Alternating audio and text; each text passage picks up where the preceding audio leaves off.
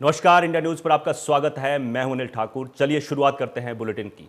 कांग्रेस के वरिष्ठ नेता पवन खेड़ा को सुप्रीम कोर्ट ने राहत देते हुए अंतरिम जमानत दे दी है। बता दें कि आज सुबह प्रधानमंत्री नरेंद्र मोदी पर विवादित टिप्पणी मामले में उन्हें दिल्ली एयरपोर्ट से गिरफ्तार कर लिया गया था, जिसके बाद सुप्रीम कोर्ट ने पवन खेड़ा को जमानत दे दी है। आपको बता दें कि खेड़ा रायपुर में पार्टी के 50वें अधिवेशन में शामिल होने के लिए जा रहे थे, तभी दिल्ली पुलिस ने उन्हें गिरफ्तार कर लिया। वहीं हिमाचल के सीएम सुखविंदर सिंह सुक्खू ने पवन खेड़ा की गिरफ्तारी को लेकर मोदी सरकार पर हमला बोला है। सीएम ने कहा कि ये केंद्र सरकार की हताशा को दर्शाता है। जिस तरह से उन्हें विमान से नीचे उतारा गया और गिरफ्तार किया गया, वो मोदी सरकार की तानाशाही का प्रत्यक्ष प्रमाण है। सुप्रीम कोर्ट ने असम पुलिस और उत्तर प्रदेश पुलिस को कांग्रेस नेता की एफआईआर को एक साथ करने के लिए नोटिस जारी किया था। साथ ही सुप्रीम कोर्ट ने पवन खेड़ा को 28 फरवरी यानी मंगलवार तक अंतरिम राहत देने का निर्देश दिया है।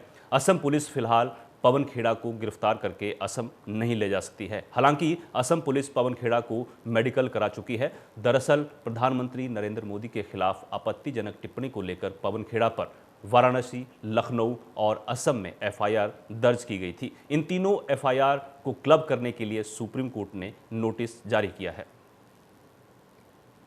राहुल गांधी बिना एफआईआर की कॉपी दिए, बिना मुझे कोई नोटिस दिए हवाई जहाज से उतारकर इस तरह से गैरकानूनी रूप से मुझे गिरफ्तार किया गया असम पुलिस द्वारा।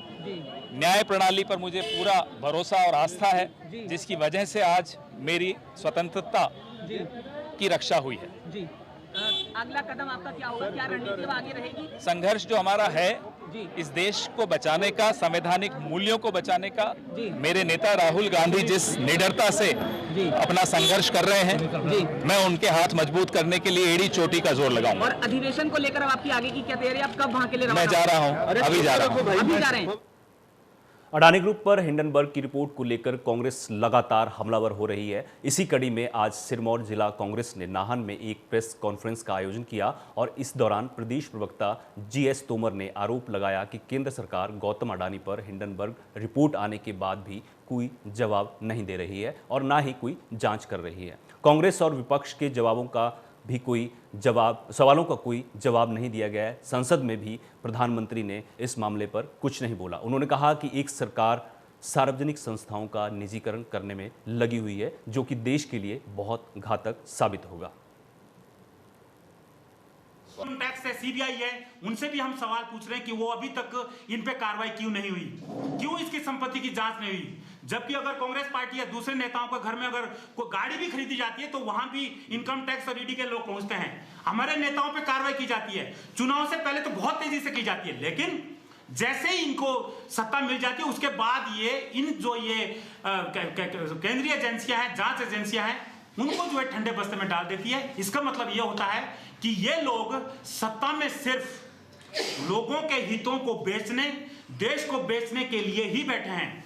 कांग्रेस पार्टी ने जो देश को 70 साल से सींचा है, विकासशील से विकसित देशों की लिस्ट में खड़ा करके रखा है, उसको ये कहीं ना कहीं धाराशायी करेंगे। उससे पहले देश की जनता को और प्रदेश की जनता को सोचने की जरूरत है और ऐसे लोगों को नेतृत्व विहीन करना, सत्ता से बाहर करने का जिम्मेदारी भी हमारे देश के जागरूक और प्रबुद्ध जनता की बनती है। कांग्रेस ने मांग की है कि अडानी ग्रुप के खिलाफ जल्द ही केंद्र सरकार के द्वारा ज्वाइंट पार्लियामेंट्री कमेटी का गठन किया जाना चाहिए, ताकि अडानी ग्रुप के द्वारा जो घोटाला किया गया है उस पर कार्रवाई की जा सके। ढालपुर में पत्रकारों को संबोधित करते हुए प्रदेश कांग्रेस कमेटी के प्रवक्ता राजीव किमटा ने कहा कि हिंडनबर्ग एजेंसी के द्वारा जो आरोप अडानी ग्रुप पर लगाए गए हैं उसकी जाँच होना आवश्यक है, क्योंकि जो ग्रुप पीछे चल रहा था वो अचानक से दुनिया में टॉप पर कैसे आ गया। इस ग्रुप के कारण LIC और SBI बैंक में अपना निवेश कर चुकी जनता भी संशय में है कि क्या अब उनका पैसा सुरक्षित है या नहीं। आज अडानी ग्रुप पूरे भारत में कई कंपनियों पर अपना कब्जा कर चुकी है और ऐसा क्या खास है कि केंद्र सरकार अडानी ग्रुप पर मेहरबान हो रही है। राजीव किमटा का कहना है कि बीते 14 साल में स्विस बैंक में सबसे ज़्यादा राशि जमा की गई है। 25 जनवरी को हिंडनबर्ग ने एक रिपोर्ट दी है। हिंडनबर्ग एक न्यूयॉर्क की एजेंसी है और उन्होंने जब से वो रिपोर्ट अडानी के खिलाफ आई है तो पूरे हिंदुस्तान में संसद से लेकर सड़कों पर तक एक चर्चा चली है, जिसको लेकर कांग्रेस पार्टी ने संसद में भी आवाज़ उठाई थी, हमारे नेता राहुल गांधी जी ने और मल्लिकार्जुन खड़गे जी ने ये बात चर्चा में उठाई थी। लेकिन बावजूद इसके कि उस चीज़ को लेकर, चर्चा को लेकर ऑन द रिकॉर्ड रखा जाए, भारतीय जनता पार्टी और मोदी जी ने पार्लियामेंट में उसे रिकॉर्ड पर नहीं आने दिया। इसको लेकर जो कांग्रेस पार्टी है वो जेपीसी की डिमांड करती है, या जेपीसी कर रहे या फिर सिटिंग जज ऑफ सुप्रीम कोर्ट वो उसकी इंक्वायरी करे। उसको लेकर मोदी जी क्यों डर रहे हैं, क्यों अपने मित्र को बचाने की कोशिश कर रहे हैं, हम ये सवाल पूछते हैं। और हिडनबर्ग ने यही चीज़ पूछी है। जो हिडनबर्ग है वो आज उनकी एक विषमता है और पूरा हिंदुस्तान, पूरे संसार में उनको एक, जिनको बोलते हैं कि एक कॉर्पोरेट वर्ल्ड में जो फ्रॉड होता है उसको उजागर करते हैं। तो उसको लेकर उन्होंने जो कॉर्पोरेट वर्ल्ड में जो खासतौर पर अडानी ग्रुप ने जो फ्रॉड किया उसको लेकर उन्होंने उजागर किया, जिसको लेकर कांग्रेस पार्टी डिमांड करी जेपीसी और sitting justice of supreme court को लेकर। लेकिन मोदी जी उस पर नहीं कर रहे, ना ही कुछ कर रहे। हम तो ये कहना चाहते हैं कि जिस तरह मोदी जी ने ईडी और सीबीआई को पॉलिटिकल अपने जो वो दूसरी पार्टीज है उस पर इस्तेमाल किया, क्या वही ईडी और वही सीबीआई इनके अकाउंट्स को खंगालती नहीं है अडानी को? अगर एटलीस्ट वो ईडी और सीबीआई वहाँ खंगालती तो पता लगता दूध का दूध पानी का पानी होता कि जिसलिए आपने एजेंसीज है। लेकिन नहीं, वो निजी एजेंसीज आपने निजी तौर पर अपने निजी जो खास तौर पे पॉलिटिकल आपके ऑपोजिशन पार्टीज है उसके लिए इस्तेमाल कर रहे हैं। तो इसको लेकर हमारी विपत्ति, और इसको लेकर पूरे हिंदुस्तान में कांग्रेस पार्टी, जैसे कहा आज़ाद साहब ने कि पार्लियामेंट से लेकर सड़कों तक, ब्लॉक से लेकर बूथ तक इसके खिलाफ प्रदर्शन करेगी जब तक जेपीसी या सिटिंग जज ऑफ सुप्रीम कोर्ट इस पे इंक्वायरी नहीं करते। हिमाचल और पंजाब के पुलिस बलों के बीच बेहतर तालमेल और समन्वय के लिए पंजाब पुलिस मुख्यालय में हिमाचल और पंजाब के डीजीपी के बीच एक समन्वय बैठक हुई। इस बैठक के दौरान दोनों राज्यों के बीच नशे और आतंक को लेकर चर्चा की गई। दोनों राज्य पंजाब हिमाचल के बॉर्डर पर संयुक्त अभियान में एक साथ काम करेंगे और दोनों राज्यों के एंट्री पॉइंट पर सीसीटीवी कैमरों की निगरानी को भी मजबूत किया जाएगा। साथ ही नशीली दवाओं और अवैध शराब का कारोबार करने वालों से भी सख्ती से निपटा जाएगा।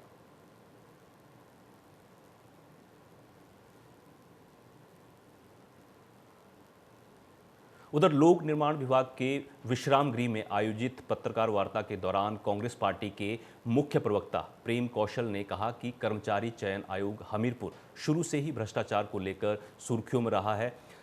बात हाल ही में यहां सामने आए पेपर लीक मामले की ही नहीं, बल्कि भाजपा के संरक्षण में पले बढ़े इस आयोग के कई लोग भ्रष्टाचार के मामलों में जेल की हवा खा रहे हैं। उन्होंने कहा कि यहां इस अव्यवस्था के चलते ही अब प्रदेश सरकार इस कर्मचारी चयन आयोग को भंग कर दिया है।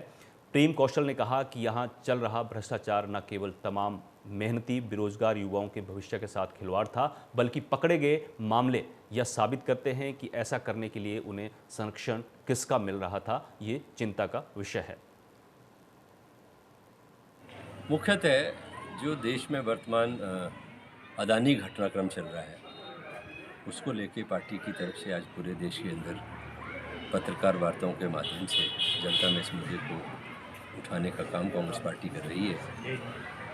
आज आप देख रहे हैं कि किस तरीके से जिसे हिंडनबर्ग के खुलासे के बाद जो स्थितियां देश के अंदर बनी हैं और जिस तरीके से अदानी ग्रुप जो है और एक मैनिपुलेशन जो सारी मैनिपुलेट करके जिस तरीके से अदानी ग्रुप के जो शेयर हैं उनमें उछाल लाके देश के बैंकों से कर्ज उठाया गया, और इस सारे प्रकरण में अदानी ग्रुप को जो समर्थन और आशीर्वाद और संरक्षण देश के आदरणीय प्रधानमंत्री नरेंद्र मोदी जी को और भारत सरकार का रहा है, उस विषय के ऊपर आज हम चर्चा कर रहे हैं। आपने देखा कि इस सारा जो पूरे देश के जो बंदरगाहें हैं वो एक आदमी के हवाले कर दी गई, और जो बंदरगाहें पहले किसी और के पास थी उससे छुड़ाकर किस तरीके से इस ग्रुप को दी जाए, उसके लिए ईडी का और इनकम टैक्स जो एजेंसीज़ हैं उनका इस्तेमाल किया गया। राहुल गांधी जी ने बड़े तथ्यात्मक तरीके से संसद के अंदर प्रधानमंत्री जी कब किस देश में गए, उस यात्रा के बाद किस तरीके से अदानी जी को लाभ दिए गए, उन तथ्यों को रखा। लेकिन उन सारी चीज़ों को सरकार ने जो है वो संसद की कार्यवाही से हटा दिया, जो बहुत दुर्भाग्यपूर्ण है, क्योंकि वो तथ्यों के ऊपर आधारित बातें थी। राहुल जी ने जेपीसी इस पूरे मुद्दे के ऊपर बिठाने की मांग की कि इसको जेपीसी से इसकी जो है वो जांच कराई जाए, उसको दरकिनार कर दिया गया। और जॉइंट पार्लियामेंट्री कमेटी जब बनती है तो उसमें जो सत्तारूढ़ दल है, जिनके ज़्यादा सांसद होते हैं, उनके ज़्यादा सांसद उसमें उसी प्रोपोर्शन में सांसदों का प्रतिनिधित्व मिलता है। तो इसमें डरने की क्या ज़रूरत है? आप किसी भी मसले के ऊपर जांच क्यों नहीं करवाना चाहते? और प्रधानमंत्री ने जिस अंदाज में देश की संसद के अंदर राहुल गांधी द्वारा उठाए गए मुद्दों पे बात करने के बजाय छाती ठोक के जिस तरीके से कहा कि एक अकेला, वो मैं समझता हूँ कि इस तरह का अहंकारी अंदाज कभी भी लोकतांत्रिक देश में किसी में जो है, खासकर भारत देश में।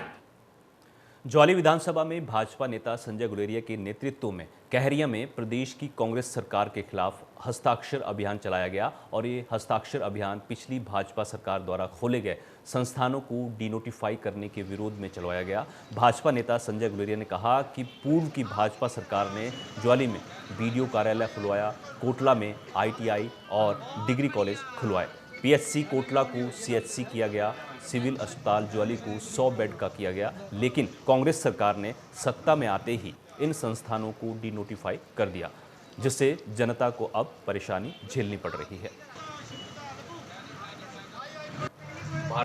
भारतीय जनता पार्टी की जब सरकार थी, जयराम ठाकुर जी के नेतृत्व में जन हितैषी कई फैसले किए थे। उदाहरण के लिए ज्वाली पट्टी को देखते हुए यहाँ पे एक सबसे बड़ा महत्वपूर्ण फैसला किया था कि ज्वाली को एक अलग ब्लॉक दे दिया था। हमारा जो 50 बेडेड हॉस्पिटल था, सिविल हॉस्पिटल, उसको 100 बेडेड कर दिया था। कोटला में डिग्री कॉलेज दिया, आईटीआई दी, पटवार सर्कल दिए। जैसे ही ये कांग्रेस की सरकार आई, इन्होंने आते ही सबसे पहले जितने भी जन हितैषी जो ठाकुर जयराम सरकार ने फैसले किए थे, उनको डी-नोटिफाई कर दिया। आज उसी के उपलक्ष्य में हम उसका विरोध करते हुए एक सिग्नेचर कैंपेन लॉन्च किया है और हम पूरी पंचायतों में लोगों के घर घर जाके, बाज़ारों में जाके लोगों को जागरूक करेंगे कि जो इन्होंने जन विरोधी फैसले किए हैं, हम उसका कड़ा विरोध करते हैं, निंदा करते हैं। और ये सिग्नेचर करते हुए इसका सारा जो डाटा है, ये हम माननीय गवर्नर जी को इसको भेजेंगे और उनसे आग्रह करेंगे कि सरकार के ऊपर दबाव बनाए और जितने भी हमारे ये संस्थान बंद किए हैं उनको पुनः शीघ्र से। उधर कांग्रेस प्रवक्ता सुदर्शन शर्मा ने नूरपुर में बीजेपी पर निशाना साधते हुए कहा कि बीजेपी एक मुद्दा विहीन पार्टी है। वहीं सुदर्शन ने केंद्रीय मंत्री अनुराग ठाकुर के कर्ज वाले बयान पर टिप्पणी करते हुए कहा कि पिछली जयराम सरकार ने सुक्खू सरकार को कर्ज विरासत में दिया है, लेकिन फिर भी कांग्रेस सरकार खर्चों को नियंत्रित कर प्रदेश को आर्थिक रूप से मजबूत बनाने की कोशिश कर रही है और जल्द ही सीएम सुखविंदर सिंह सुक्खू के प्रयासों के चलते हिमाचल एक आत्मनिर्भर राज्य बनकर उभरेगा।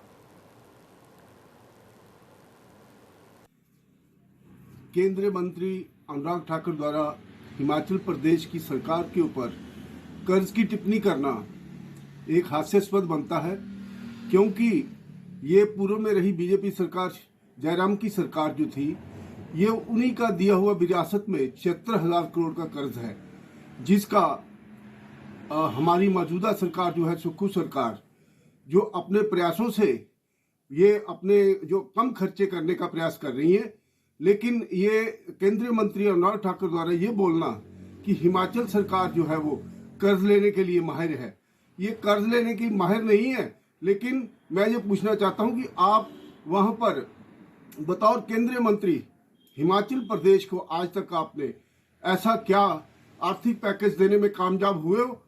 क्योंकि हिमाचल प्रदेश सरकार जो है वो आपके समय में, डबल इंजन सरकार के समय में 76,000 करोड़ कर्जे के नीचे दब चुकी थी, लेकिन आप वहां अचेत अवस्था में मात्र वातानुकूल कार्यालयों में और बंगलों में ऐशो आराम करते रहे, क्योंकि जनता का जनादेश जो था वो आपको हिमाचल प्रदेश के हकों की पैरवी करने के लिए भेजा गया था, न कि ऐशो आराम करने के लिए भेजा था।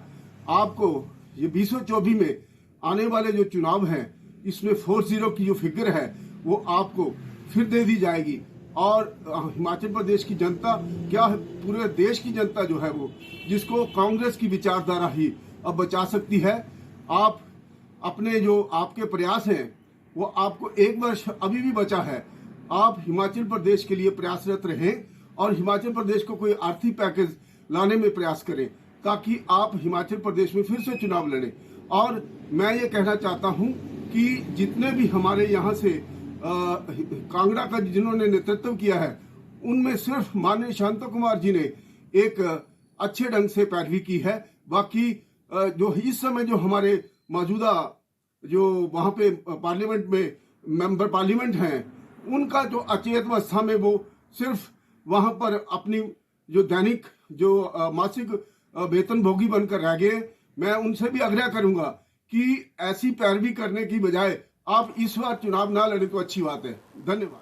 बिलासपुर के घुमारवी थाना के अंतर्गत ग्राम पंचायत मल्यावर के अधीन टोल प्लाजा मल्यावर के पास एक जीप के सतलुज नदी में गिर जाने से बड़ा हादसा हो गया। इस जीप में 2 लोग सवार थे। पानी के तेज बहाव के चलते दोनों बह गए। आशीष राणा और राजेश कुमार दोनों इस जीप में सवार थे। प्रशासन और स्थानीय लोग मौके पर पहुंचे, लेकिन पानी के तेज बहाव के कारण जीप का कोई पता नहीं चल पाया है। मैं चमन चंदेल, ग्राम पंचायत मल्यावर उप प्रधान। आज मैं सुबह अपने बच्चों को अपने घर से डहर की ओर जा रहा था, तो मैंने टोल प्लाजे से 400 मीटर पीछे रेलिंग टूटी हुई देखी कि यहाँ से कोई गाड़ी गिरी हुई। तो मैंने अपनी गाड़ी खड़ी करके वहाँ स्पॉट में देखा कि यहाँ से गाड़ी एक सुमो कार यहाँ से गिरी हुई थी। तो मैंने फ़ोन करके सभी आसपास के गांव वालों के नंबरों के ऊपर फ़ोन करके यहाँ पर बुलाया। तब देखा कि यहाँ से एक सुमो गाड़ी गिरी हुई थी, और साथ में मैंने पुलिस थाना घुमारवी को भी फ़ोन किया। फिर उसके बाद SHO साहब जी भी यहाँ पर स्पॉट में पहुँच चुके थे। धन्यवाद।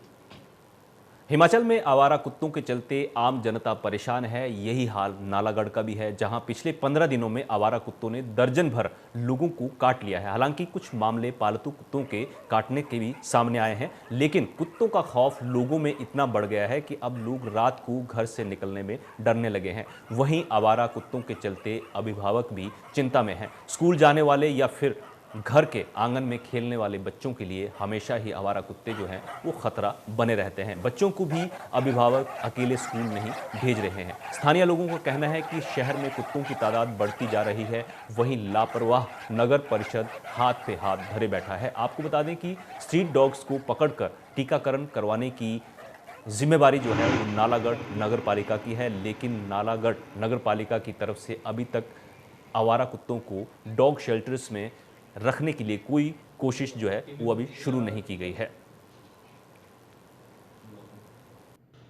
देखिए, पशुपालन विभाग के पास करीब 1.5 महीने पहले एक SDM साहब से आया था एक लेटर, जिसमें किसी रेजिडेंट ने यहाँ के ये एक लेटर लिखा था उनको कि भाई यहाँ पर जो हेरिटेज पार्क है वहाँ पर डॉग्स हैं। जहाँ तक जो बाइट्स के केसेस आ रहे हैं, तो मैंने भी न्यूज़ में पढ़ा है और मुझे भी इतना ज़्यादा तो नहीं आइडिया है, क्योंकि ये ह्यूमन के केसेस रहते हैं तो ह्यूमन हॉस्पिटल में जाते हैं। तो जहाँ तक पशुपालन विभाग का संबंध है, हम लोग स्ट्रे एनिमल्स जो भी हैं यहाँ पे आपके नालागढ़ एरिया में, हम लोग उनका ऑपरेशन कर सकते हैं। मतलब उनके बच्चे आगे ना दें, वो उनके सभी के ऑपरेशंस कर सकते हैं, उनको एंटी रेबीज़ के इंजेक्शंस लगा सकते हैं। लेकिन इसमें मैं बताना चाहूँगा कि सबसे बड़ा रोल जो है ये MC का है नालागढ़ का, और मैंने उस जो लेटर मुझे SDM साहब का आया था उसी के बिहाफ पे मैंने इनको एक लेटर लिखा था। और मैं उनको आपके माध्यम से ये भी बताना चाहूँगा कि एनिमल वेलफेयर बोर्ड जो हिमाचल कंट्री का है हमारे, उसके जो SPCA का एक एक्ट है, उसमें जो भी स्थानीय निकाय हैं उनकी ये जिम्मेवारी बनती है कि जितने भी स्ट्रे डॉग्स हैं उन सभी को ऑपरेशन करवाएं, बच्चा इनका जो बच्चे ना हो, और उनको रखने का भी इनको प्रावधान करना होगा। तो अब मुझे नहीं पता कि उस लेटर का क्या एक्शन हुआ है, लेकिन मैं रिक्वेस्ट करना चाहूँगा MC से कि वो तुरंत इसके ऊपर एक्शन लें और यहाँ पर किसी तरह का एक स्थायी कोई बंदोबस्त करें। यहाँ पर मैंने देखा कि एनिमल लवर सिरमौर में गर्मियों के साथ ही वनों में आग लगने के मामले लगातार बढ़ने लग जाते हैं और इस आगजनी में लाखों की वन संपदा का भी नुकसान होता है। साथ ही हजारों निर्दोष वन्य जीव जो हैं वो आग के चलते मारे जाते हैं। आग की घटनाओं से बचने को लेकर पच्छाद क्षेत्र के सराहा वरिष्ठ माध्यमिक स्कूल के वोकेशनल कोर्स के बच्चों को नाहन अग्निशमन में जागरूक किया गया। स्कूल टीचर वीरेंद्र ने बताया कि छात्रों को आग से कैसे बचना और बचाना है, ये उपाय सिखाने के लिए यहाँ लाया गया था। साथ ही ये लोग आग से होने वाले नुकसान, इससे बचाव और सावधानियों के बारे में जान सकें। इस तरह से ये लोग आपदा काल में कैसे लोगों को सहायता की जा सकती है वो भी सीखेंगे। Government senior secondary school Sarahan से बच्चों को फायर स्टेशन में लेकर के आया हूं।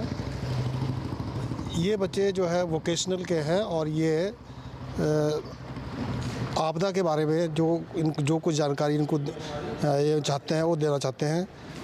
आपदा में जैसे कि आग है, फायर, तो फायर के बारे में इनको फायर स्टेशन में लाया गया है ताकि हमारे फायर स्टेशन वाले इनको ये बताएं कि आग किस चीज़ से बनती है और आग कितने प्रकार की होती है, ताकि बच्चे ये जान पाएँ।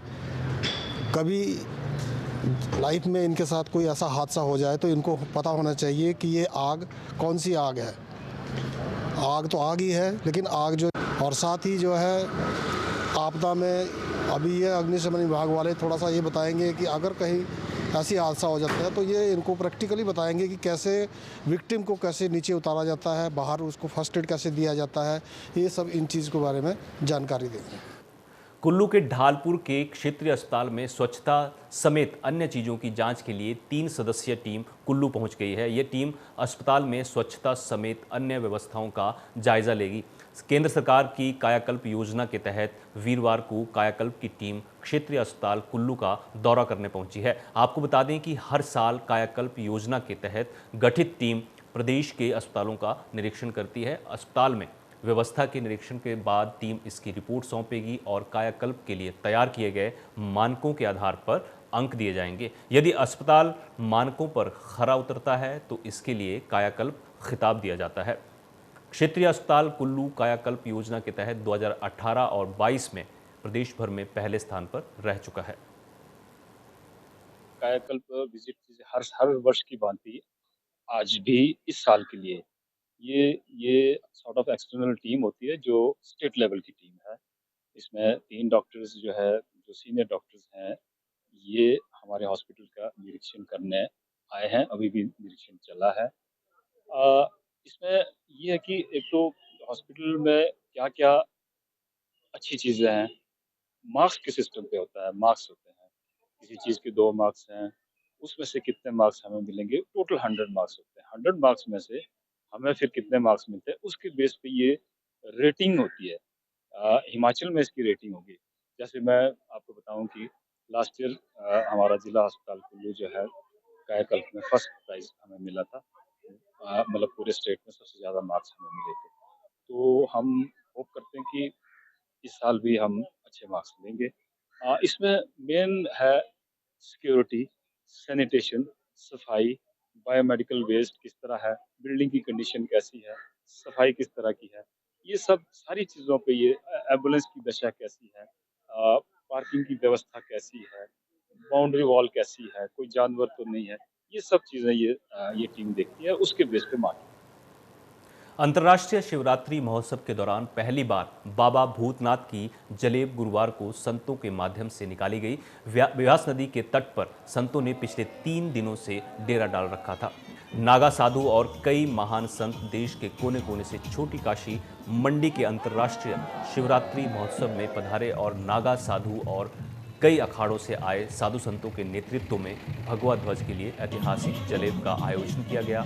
बम भोले, हर हर महादेव, जय बाबा भूतनाथ के नारों से पूरा मंडी शहर जो है गूंज उठा। जलेब का शुभ आरंभ व्यास के तट से हुआ। उसके उपरांत जलेब विक्टोरिया पुल से होती हुई समक्षेत्र पहुंची और लोगों ने जगह जगह साधु संतों पर फूल बरसाए। इस मौके पर विभिन्न अखाड़ों से आए साधु संतों समेत नागा साधुओं ने हैरत अंगेज करतब दिखाकर हैरान कर दिया और महाजन बाजार, मोती बाजार और चौहड़ा बाजार होते हुए गांधी चौक तक ये यात्रा पहुंची, जहां से वापस होते हुए बाबा भूतनाथ मंदिर में भव्य जलेब का विधिवत समापन हुआ। इस जलेब में देश भर से आए 51 साधु संतों और नागा साधुओं ने शिरकत की। पहली बार तो नहीं किया गया, ये सदियों से बाबा भूतनाथ जी का जलेब निकलता आ रहा है, बस प्रारूप थोड़ा चेंज हुआ है। तो आज 23 तारीख बाबा भूतनाथ जी का जलेब निकलना सुनिश्चित हुआ था।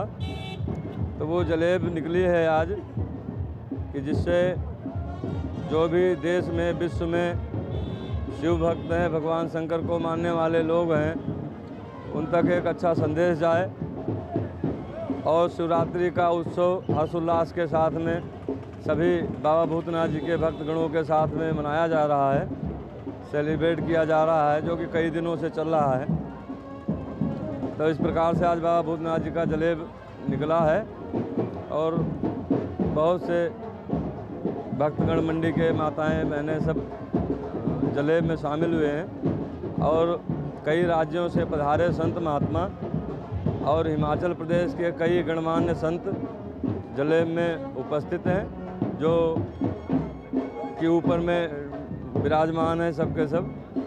तो सब अलग अलग मठों के, डेरों के, स्थानों के, मंदिरों के अच्छे अच्छे प्रभावशाली संत हैं, जिनका एक पूरे हिमाचल में एक अपना गरिमा, अपना सम्मान है, अपनी पहचान है।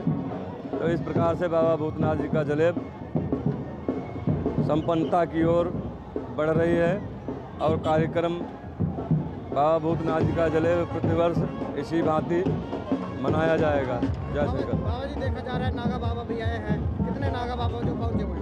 ऐसा है, अभी तो इस बार कुछ सन्यासी नागा बाबा हैं। अगले बार मैं चाहूँगा देश के विभिन्न राज्यों से अच्छे संतों को, जो कि हिमालय की भूमि है, भगवान शंकर की भूमि है, बड़ी अगाध आस्था है इस धरती के प्रति, हिमालय के प्रति, भगवान शंकर के प्रति।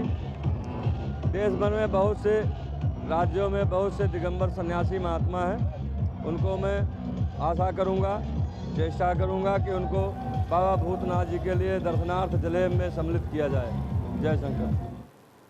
उधर हमीरपुर की ग्राम पंचायत दहड़ी को साल 2001 के लिए बाल हितैषी पुरस्कार प्रदान किया गया। इस आधार पर हिमाचल सरकार द्वारा राष्ट्रीय स्तर पर पंचायत की डॉक्यूमेंट्री दिखाने के लिए पंचायत में बाल हितैषी कार्यों की डॉक्यूमेंट्री बनाई गई थी। 17 फरवरी 2023 से 19 फरवरी 2023 तक भारत की चुनिंदा पंचायतों के कामों को प्रदर्शित करने के लिए भुवनेश्वर, उड़ीसा में एक कार्यशाला का आयोजन किया गया, जिसमें हिमाचल प्रदेश के 12 पंचायती राज संस्थाओं के प्रतिनिधियों ने भाग लिया।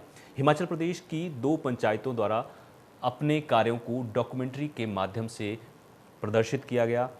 इसी कड़ी में ग्राम पंचायत दहड़ी की प्रधान उषा बेड़ला द्वारा हिमाचल का प्रतिनिधित्व करते हुए लोगों को उन्होंने संबोधित भी किया। उन्होंने लोगों को अवगत करवाया कि पंचायत द्वारा अन्य विभागों के साथ मिलकर बच्चों के लिए काम किया जाता है, जिसमें मुख्य रूप से प्रवासी बच्चों की स्कूल में पंजीकरण करवाना जो है वो मेन उनका हिस्सा है।